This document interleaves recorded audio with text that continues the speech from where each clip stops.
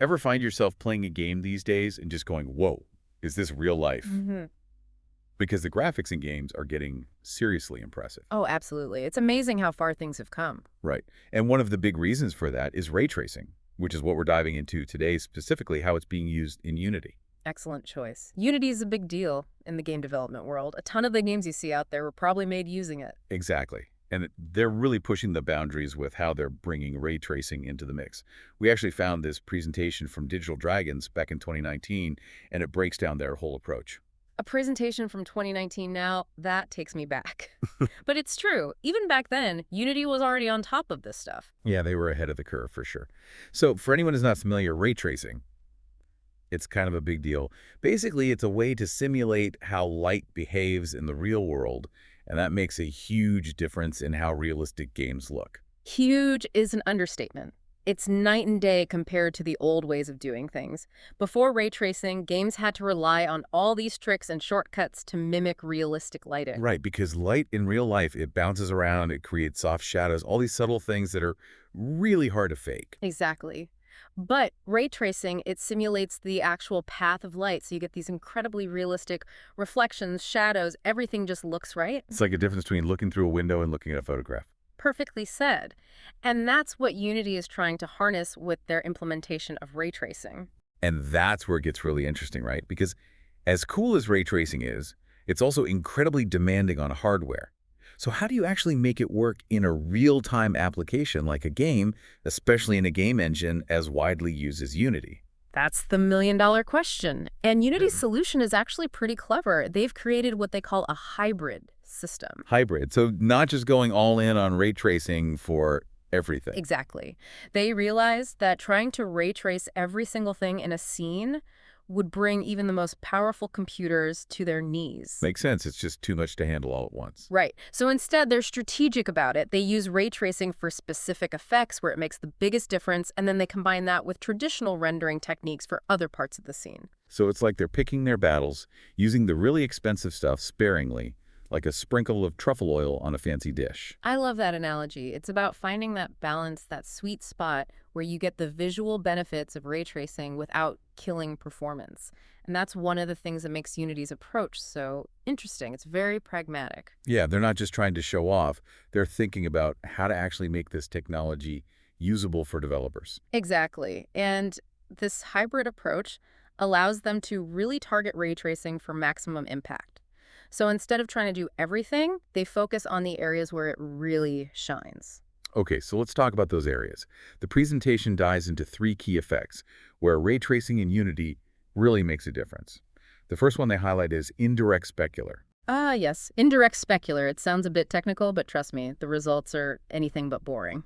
Yeah, indirect specular doesn't exactly roll off the tongue, does it? So break it down for us. What are we talking about here? In the simplest terms, we're talking about reflections. But not just any reflections, we're talking about those really detailed, nuanced reflections that you just don't see in games that don't use ray tracing. Okay, I'm intrigued. Give me an example. Imagine you're playing a game, right? And you walk up to a lake. With traditional rendering, you might see a reflection in the water, but it's going to be pretty basic. Maybe a little blurry, not very detailed. Right, like those blurry reflections you sometimes see in car commercials. You know they're fake. Exactly. But with ray-traced indirect specular, that reflection in the lake, it's like looking into a mirror. You see the sky, the clouds, the trees, everything perfectly reflected with incredible detail. Now that's what I'm talking about. That's Yeah. the kind of detail that just sucks you into the game world. And the presentation actually shows some side-by-side comparisons of scenes rendered with and without ray-trace indirect specular. And honestly, once you see the difference, it's hard to go back. Yeah, it's one of those things that just looks right. Like, Oh. you might not be able to put your finger on it, but something about the traditional version just looks off once you've seen the ray trace version. It's all about those subtle cues that our brains are wired to pick up on. Yeah. And ray tracing, it just nails those details in a way that other techniques can't match. And to make this all work in real time, the developers have to get pretty creative, right? Because we're Right. talking about a lot of calculations happening behind the scenes. Oh, absolutely. And one of the tricks they use is something called a split sum approximation. Now, I won't bore you with the technical Now, details. let's spare everyone the math lesson. But essentially, it's a clever way to make those complex reflection calculations much faster without sacrificing too much in terms of visual quality. It's these kinds of optimizations that make real-time ray tracing possible. It's amazing what they can do with code these days. So ray trace reflections, check. That's one area where ray tracing really shines. What else did the presentation highlight? What's the next big thing where ray tracing flexes its muscles? Okay, get ready for this because it's something we see in basically every game, but ray tracing just does it so much better. We're talking about shadows. Shadows. Okay, I mean, I get they're important, but what's so special about ray traced shadows? It's all about nuance. See, with traditional rendering, shadows often look, well, kind of fake. They're either too sharp or they have this weird, blurry halo around them. Right, like those weird blocky shadows that kind of float above the ground. It just looks wrong. Exactly. But with ray tracing, you get these things called area shadows, which are way more realistic. Area shadows. So what makes them different? Think about how shadows work in real life. The shape of the shadow isn't just determined by the object casting it, it's also affected by the size and shape of the light source. Oh, okay, I see what you mean. Like, a small light bulb will cast a sharp, defined shadow, but a big window will create a softer, more gradual shadow. Precisely. And that's what area shadows capture. They take into account the area of the light source, so you get these soft edges, subtle gradients, even variations within the shadow itself. It's like the difference between a drawing of a shadow and an actual photograph of a shadow. A perfect way to put it. Yeah. And the presentation has some amazing visuals that really demonstrate this. They show a scene rendered both ways, with and without ray-traced area shadows, and the difference is night and day. I bet those subtle details really add up, don't they? You might not consciously notice them, but they just make the whole scene feel more believable. Absolutely. It's all about tricking the brain into thinking what it's seeing is real, and ray-traced area shadows are just one more tool that developers can use to achieve that. Okay, so we've got stunning reflections, realistic shadows. Mm-hmm. What's the third ray tracing superpower on our list?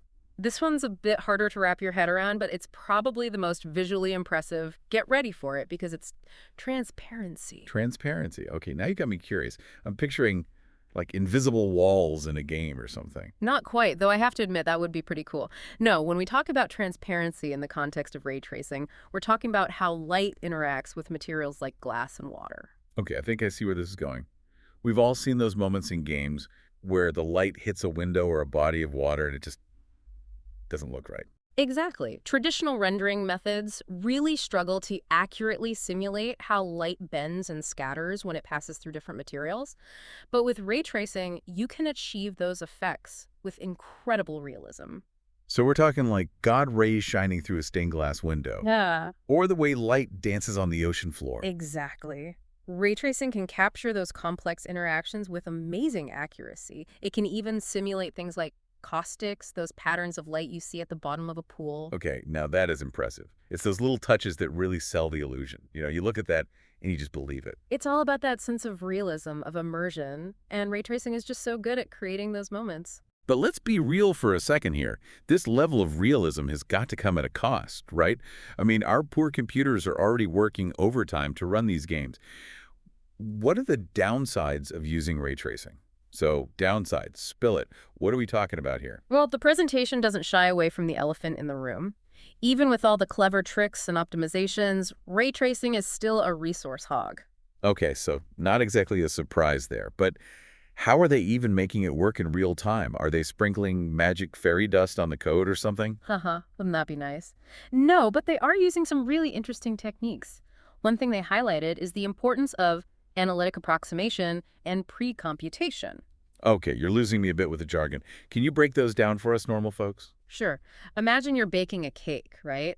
Instead of measuring out all the ingredients every single time you want to bake, you could pre-mix some of them, like the dry ingredients, and have them ready to go. That's sort of what pre-computation is like in ray tracing. So they're doing some of the heavy lifting beforehand so the computer doesn't have to do it all in real time while the game is running? You got it.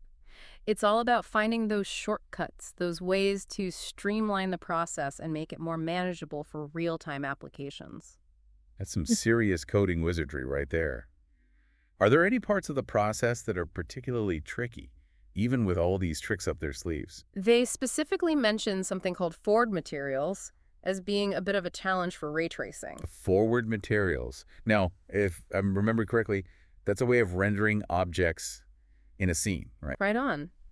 And it turns out that the way forward rendering is currently set up in Unity, it doesn't play very nicely with how ray tracing works. So that's definitely something you're still trying to figure out. Okay, so a potential roadblock, but not necessarily a deal breaker in the grand scheme of things. Yeah. Anything else developers should be aware of when it comes to the limitations of ray tracing? One of the big takeaways from the presentation is this. Sometimes, good old-fashioned traditional rendering is still the best tool for the job. Really? But ray tracing is so much cooler. Why would you ever not use it? It all comes down to strategy and picking your battles. Sometimes the difference between a ray-traced effect and a traditionally rendered effect is barely noticeable, especially if it's not a focal point in the scene. So it's about being smart about it. Use ray tracing where it makes the biggest impact, but don't waste those precious resources on things that don't really need it. Exactly. It's that classic balancing act. Amazing visuals versus smooth performance. And that's part of what makes Unity's approach so interesting.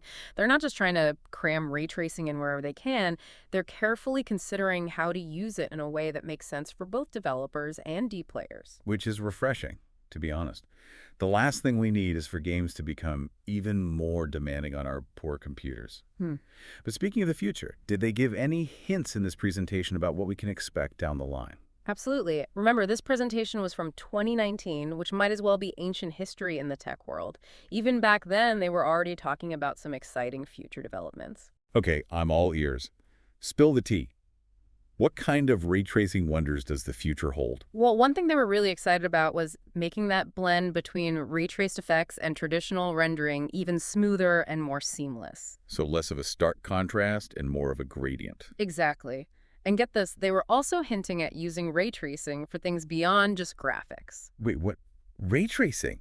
Physics? How does that even work? It's mind-blowing, right? It's basically using those simulated light rays to understand the physical space of the game world. So objects could move and react to forces in a hyper-realistic way, all thanks to ray tracing. So it's not just about making things look more realistic, it's about making them behave more realistically too. That's next level. Right. And that's just the tip of the iceberg. They were also talking about things like lower resolution effects, which could be huge for performance, and of course, using ray tracing for those jaw-dropping path-traced visuals. It's like, the future is bright. See, this is what gets me excited. It's not just about making games prettier, it's about the possibilities, the immersion, the incredible new experiences that this technology can unlock. It's like before, we were trying to paint a picture of reality, but with ray tracing, we're getting closer and closer to actually building simulated realities. And who knows what we'll be able to create when that line between the real and the virtual becomes even more blurred. It's an exciting time to be a gamer, and an even more exciting time to be a game developer. For sure. So for anyone listening who's as fascinated by this as we are, I highly recommend checking out the full presentation from Digital Dragons 2019. We'll be sure to link to it in the show notes. It does get a bit technical at times, but trust me, even just skimming through it gives you a glimpse into the future of games. Absolutely. And if this deep dive has sparked your curiosity, don't stop here. Keep exploring, keep asking questions, and who knows, maybe you'll be the one creating those mind-blowing ray-traced experiences in the years to come. The future of gaming is waiting to be built. That's a wrap for us today, folks. Thanks for joining us on this deep dive into the world of ray tracing in Unity. Until next time, keep it real, keep it immersive, and most importantly, keep on gaming.